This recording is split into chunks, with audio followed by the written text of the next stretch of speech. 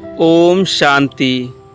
एक बार बाबा बच्चों के पुरुषार्थ को देख रहे थे तो बाबा ने देखा कि बच्चे बहुत मेहनत कर रहे हैं। तो बाबा ने बच्चों से कहा, बच्चे, अब आपको मेहनत नहीं करनी है।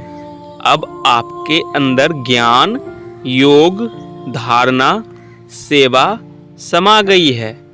अब आपको बस स्वयं पर अटेंशन रखना है और बहुत सहज रीति से आगे बढ़ना है। फिर बाबा ने कहा, निश्चय, समर्पण भाव और धैर्यता ही आप बच्चों को मंजिल तक पहुंचाएंगे। बाबा कहते हैं, देखो बच्चे, बाप अर्थात परमपिता परमात्मा इस समय आपके छोटे से छोटे काम के लिए भी हाजिर हैं। आप बाप को बताकर निश्चिंत होकर बैठ जाओ।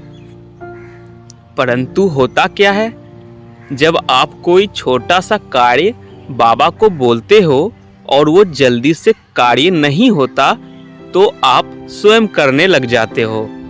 उस समय आप बाप पर 100% निश्चय रखो।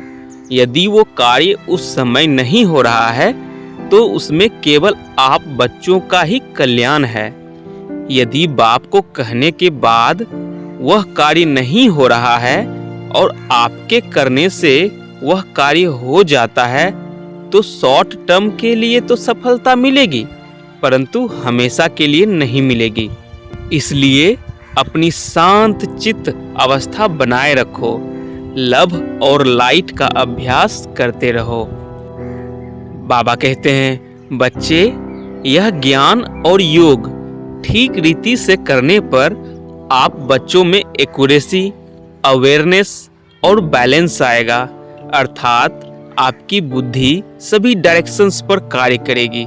इसलिए इस बात पर भी अटेंशन रखना है। योग में मस्त होना अच्छा है, लेकिन इतना मस्त नहीं होना है कि आप अपनी जिम्मेवारियों से पीछे हट जाओ।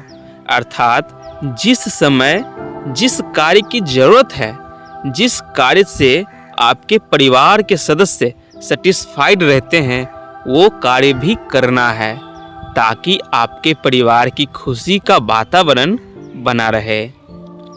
महीनता से इस पॉइंट को समझना है। इसलिए बच्चे, अब स्वयं के पुरुषार्थ पर और बाप पर 100% निश्चय रख धैर्यतापूर्वक आगे बढ़ते चलो। जो यह विश्व परिवर्तन का कार्य हो रहा है वह कोई छोटा कार्य नहीं है और इस समय यह कार्य बहुत स्पीड से चल रहा है। अर्थात इंटरनली सारी तैयारी हो चुकी है, बस प्रत्यक्ष होने वाली है।